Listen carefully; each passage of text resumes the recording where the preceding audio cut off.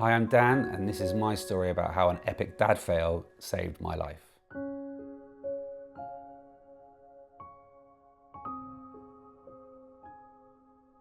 My son bought himself a hoverboard with his birthday and Christmas money, and of course he got out and nailed it first time.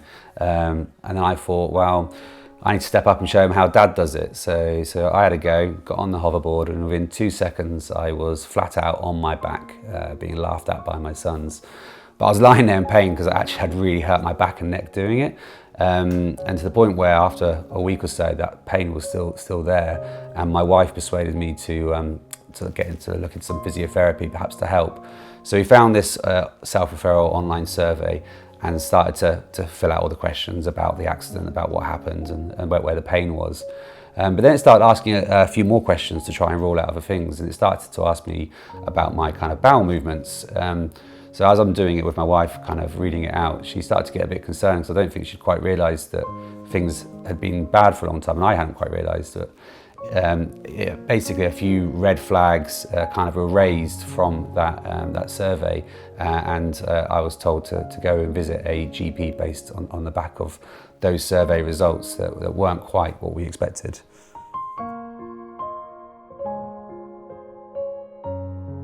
Well, I was actually going to the toilet about 10 times a day, just because I couldn't really get everything out of my bowel, and it wasn't never quite kind of finished, if you like. So I was going all the time, and perhaps more often than one should. But the worst was I actually had blood in my stool, and I had it in my stool for well over a year. I was getting blood samples in, and I'd just completely ignored that.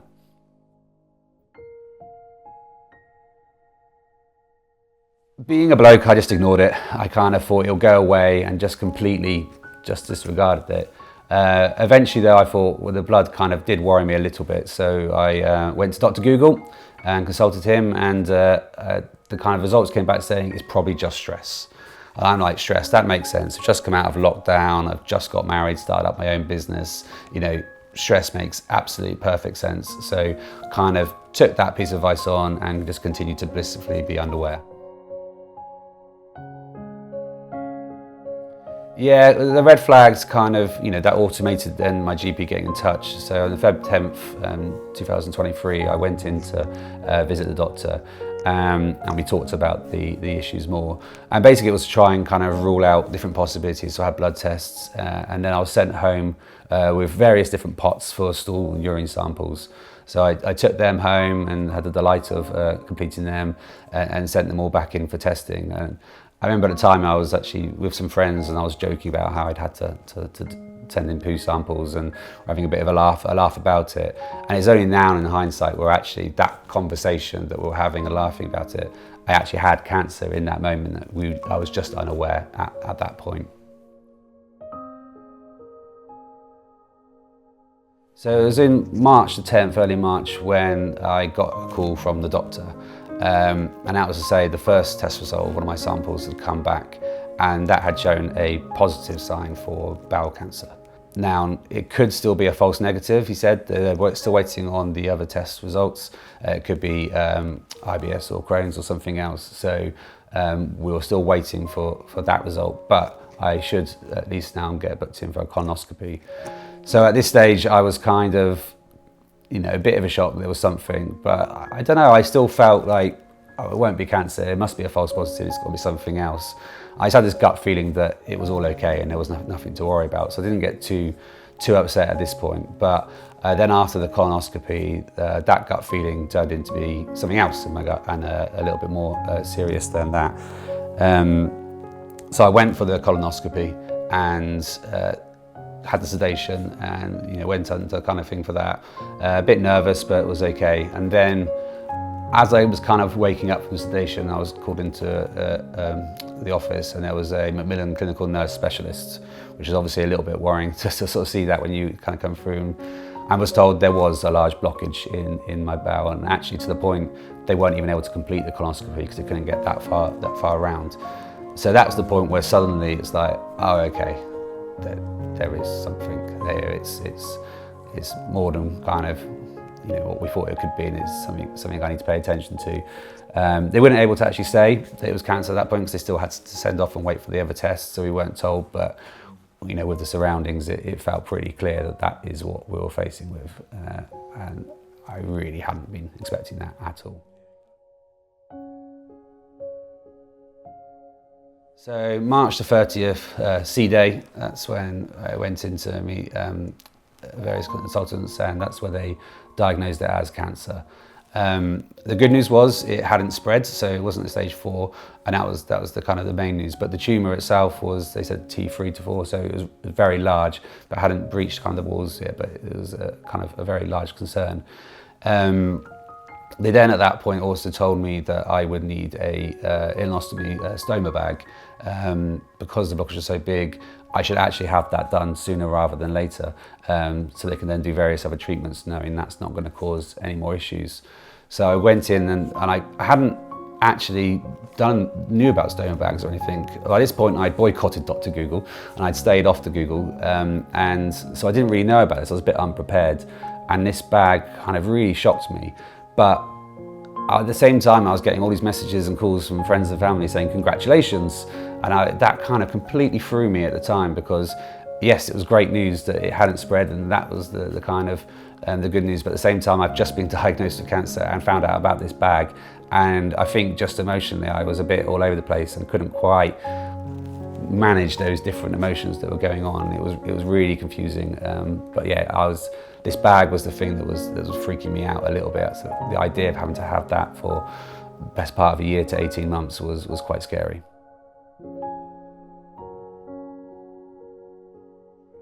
Yeah, absolutely. The bag actually ended up becoming the whole central point of my cancer journey. It became the focus for me, and it became the real concern. That was something physical that I had to sort of deal with, something visible. Cancer inside you kind of can be a bit invisible, but whereas this bag was kind of an actual demonstration of what that was, and it was something that was going to be part of me, and I'm going to have to deal with all day, every day, and I really didn't want it at all. And so having to process that so quickly as well, I was invited to come in and have a surgery 2 days later to have it. So the turnaround time for that processing was very hard. So yeah, it was a huge shock for me at that moment. I was trying to stay quite calm, but actually things happened quite quickly straight after that. So it was a Thursday that I'd gone in for this appointment and was booked in to come in Saturday for surgery. But actually that same evening, I woke up in the middle of the night in excruciating pain and needing toilet. But I wasn't able to pass anything through my bowel, and that started to panic me, because now I knew that there was a blockage and that might be why I'm not able to pass anything through. It kind of made me panic more. In the end, I was in such crippling pain that I ended up being sick everywhere, so I wasn't able to get it out anywhere else, and it was pretty awful. So my wife had to actually drive me into A&E that very same night. So we're driving in, it was a horrible experience. Got straight to A&E and went straight back to the toilet where I didn't want to move from. But obviously A&E were kind of going through their processes, but it wasn't kind of happening quickly enough. And by this point, I had to come out of the toilet so they'd see me, but I was in much more of a panic attack now.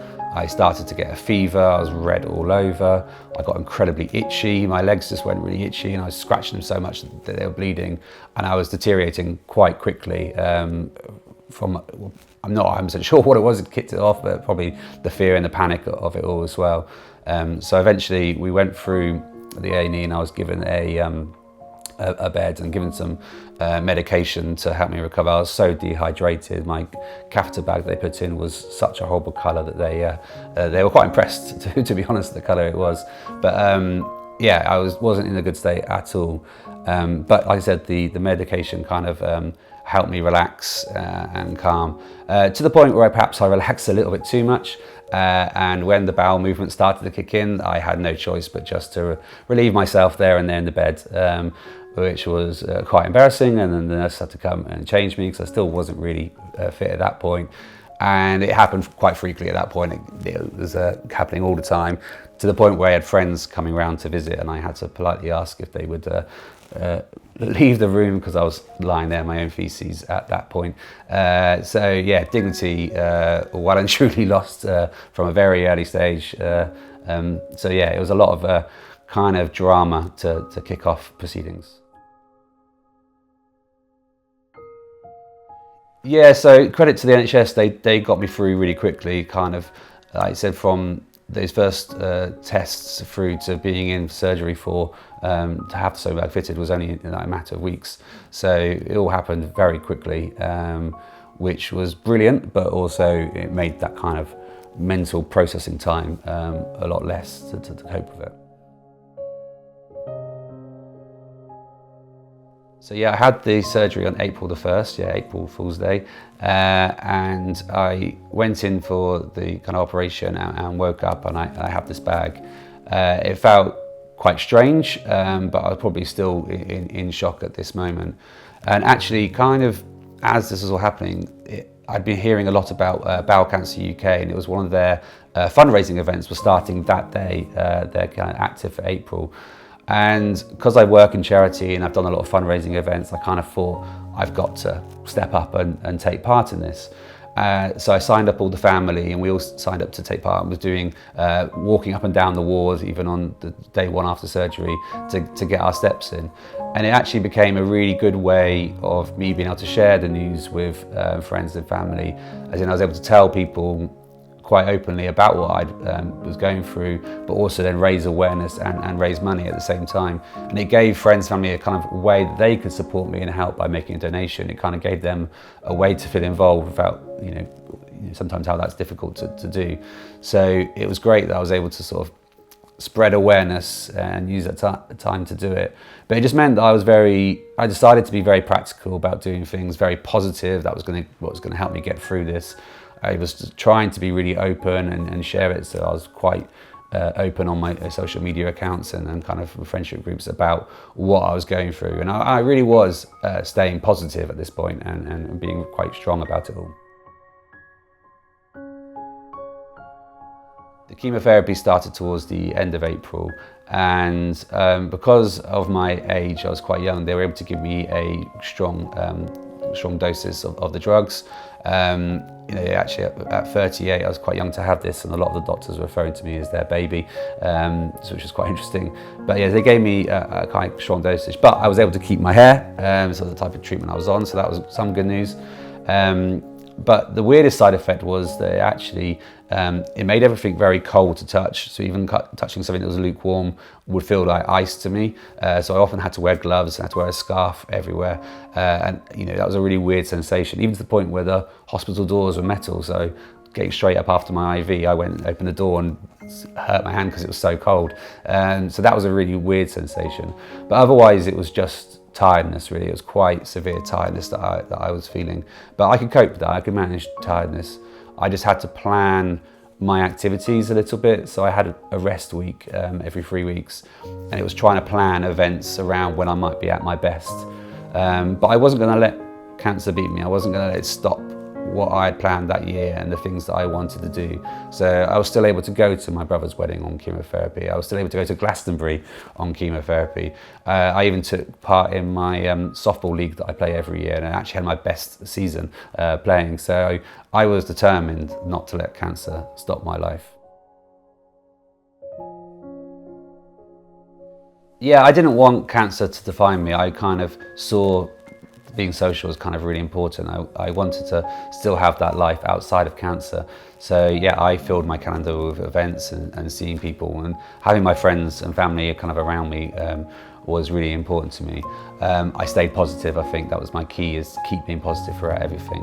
What I hadn't really realised in time, that actually I was probably avoiding what I was really feeling at that point, and that kind of being social and being out there was actually my way of avoiding the issues and the struggles that I was really facing deep down. But I didn't realise that till later. I was just focused on being positive at that time. Yeah, Yep, so August the 13th was the big day of surgery. My chemotherapy had been successful. They shrunk the tumour down by about 50%, which meant that I didn't have to have radiotherapy and they can go straight to surgery. So this time, slightly less drama going into hospital this time, and I had a bit more time to prepare for it. But it's still quite hard, obviously, being under all that time, and then I'm waking up 2 seconds later kind of to see the results. Slight complication in surgery, so it meant they had to cut me open, so now I've got a nice long scar, which is fine. I'm not too bothered about that. And it was successful, so they were able to cut all the cancer out, and it was a successful operation, and that was it. The cancer was gone.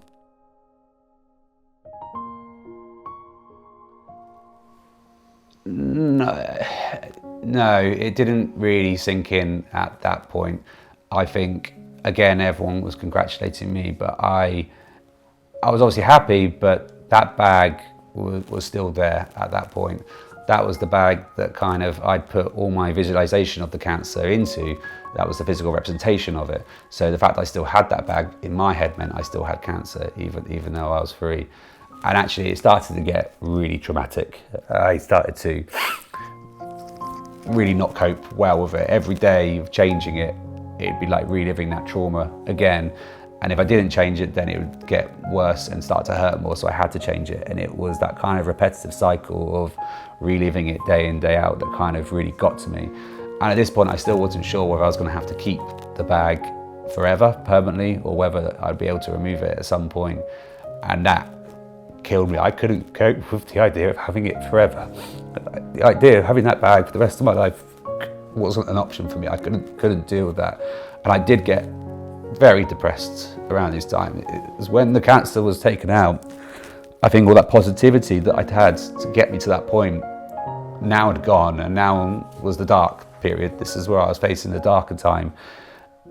You think you're meant to sort of rejoice that that's gone, but actually I think that's when the emotions all caught up with me that I'd perhaps been avoiding or that hadn't been able to process. And I got quite suicidal at that point, which is strange. Just had my life saved and now I'm thinking about ending it. But it was that bag to me was too much, and I couldn't face the idea of having to live with that forever. I was sick of it already by that point and just struggled on a daily basis to deal with it. And yeah, that was really hard. So even though I'd had the successful news, I wasn't able to sort of feel that way at that time at all.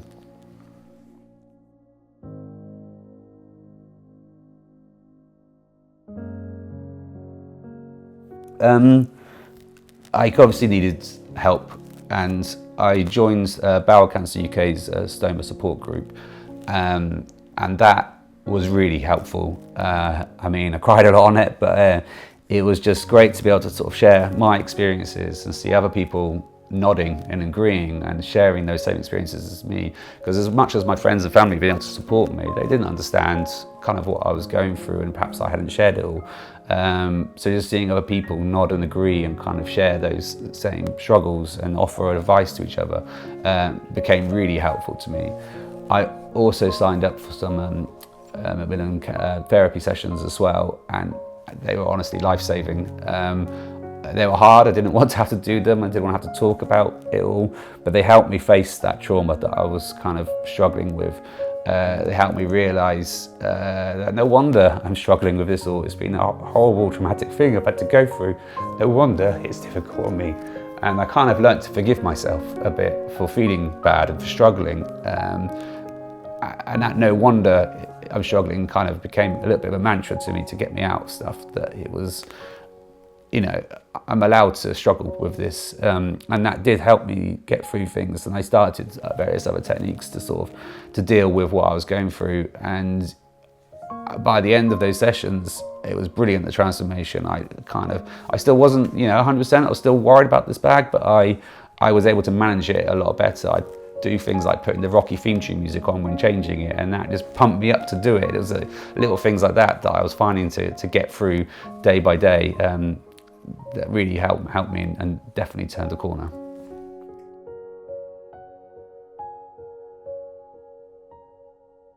Well, so the bit I've been waiting for so long was to get the test to see if I could actually have the reversal or not.